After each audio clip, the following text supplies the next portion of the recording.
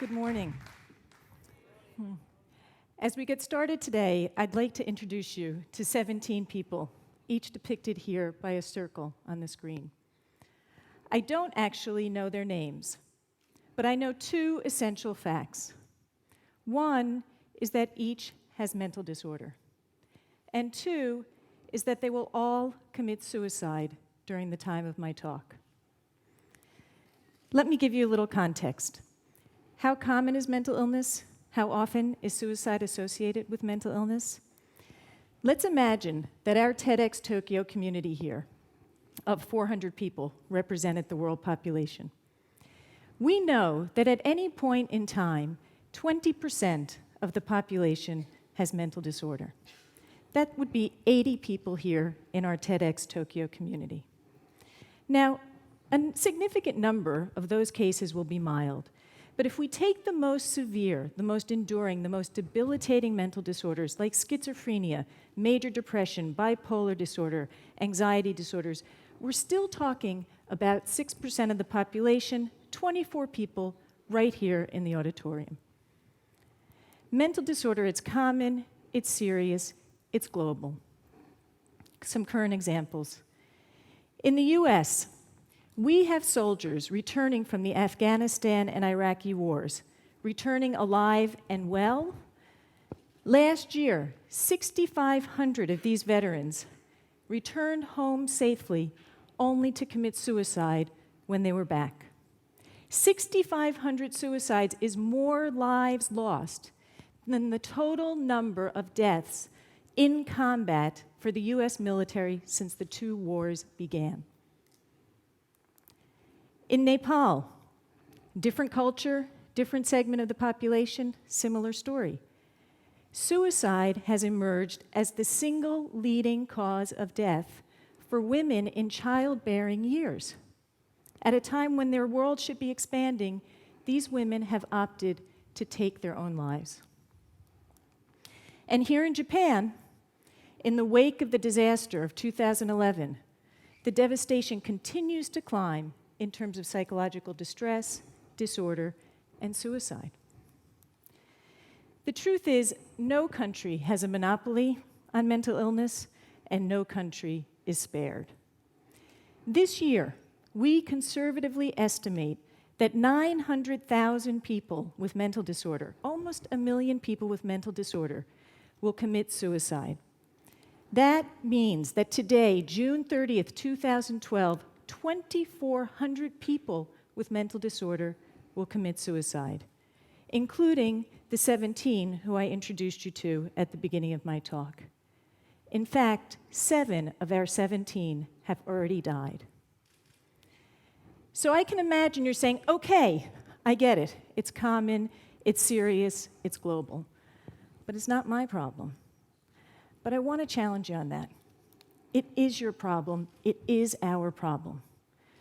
Consider for a moment the father who drinks too much, loses his job, and can't care for his family. Consider the mother who develops postpartum depression, can't raise her baby. Consider the son with anxiety disorder, so difficult that he can't leave his room. Or the uncle who on a manic episode winds up in the police station instead of at his desk at work. Or the daughter, the friend, whose eating disorder is so severe she lands in the hospital instead of on the soccer field. But I've got good news. And the good news is that we have treatments that work. We have treatments that have been developed, tested, and demonstrated to help the majority of people across the spectrum of disorders. But that should be great news, right? But it's not great news because we've got one major obstacle, one major problem. Remember I said that if our TEDxTokyo community represented the world population, 24 of us would have serious mental illness? Well, let's imagine that you have schizophrenia. And let's imagine that you have major depression. Let's imagine you have bipolar disorder, anxiety disorder, eating disorder. And now imagine that I ask you to stand and be recognized. If you were a cancer survivor, you might expect a round of applause. But that's not the case for mental illness. People with mental illness live with shame, with anxiety, with the fear that they'll be discovered. And those feelings are a product of the stigma of mental illness. And it is this stigma that is the single greatest obstacle to improving the lives of millions of people with mental disorder around the globe. Some people don't agree with me. They say it's funding. But that is a smokescreen for the stigma of mental illness, because if mental illness were a priority, the funding would follow. And as long as mental illness is optional, something that we can take care of after we take care of the real problems, there'll never be enough funding. And the irony is that we are spending billions and billions and billions of dollars every year around the globe ignoring mental illness in lives lost, in disability, in lost work productivity. It's not about the funding. Some people say it's just too complicated. The treatments are too sophisticated, too labor-intensive. That, again, it's stigma in disguise. Let's go back to cancer for a moment. Think about the research, the technology, the sophisticated protocols, the care that goes into every single case for someone who has cancer. Nobody says it's too complicated, it's too sophisticated, it's too labor-intensive, and so it should be for mental illness. And some people simply despair. Why bother? People don't get better anyway. But it's not true. Again, it's stigma in disguise. We have demonstrated that we have treatments that work. We can even show that these evidence-based treatments are effective in communities that historically have not had access to mental health care.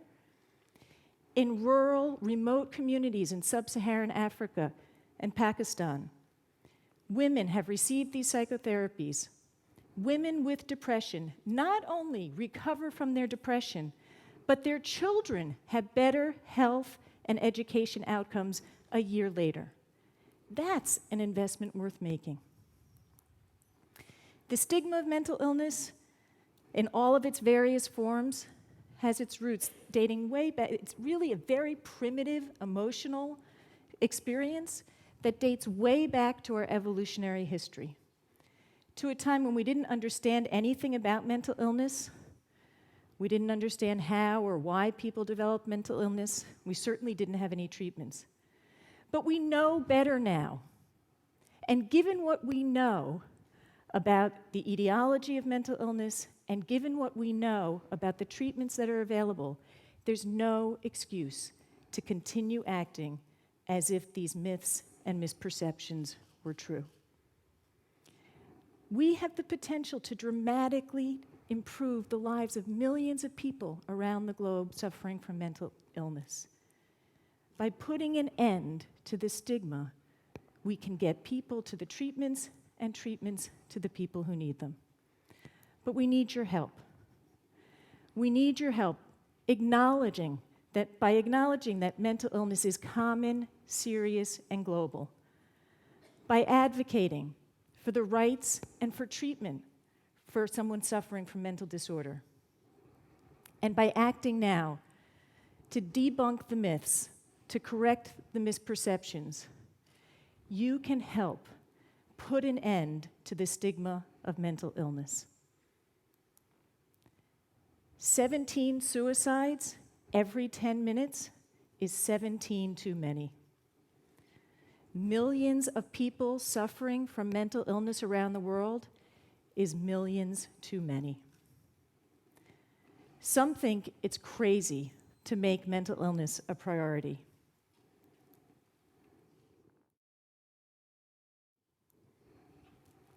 It's crazy not to. Thank you.